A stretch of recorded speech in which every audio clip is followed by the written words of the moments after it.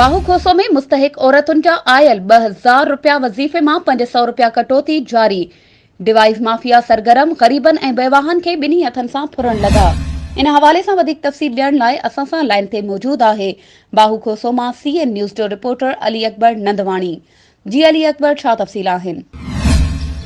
जी मां के ॿुधाईंदो हलां त बाहूखोसो में मुस्तहिक औरतुनि जे आयल 2000 रुपयनि मां 500 रुपया कटौती जारी।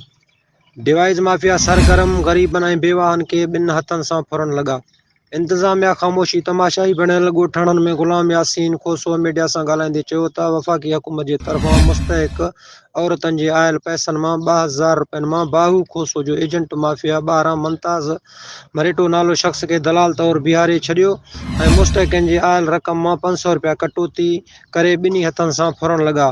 हिननि DC जेकाबाद खां मुतालिबो कयो आहे त डिवाइस माफ़िया ख़िलाफ़ क़ानूनी कार्रवाई करे ऐं मुस्तहिकनि जे आयल रक़म मां कटौती बंदि करायो वञे। जी महिरबानी अली अकबर, तफ़सीलनि खां आगाह करण जे लाइ।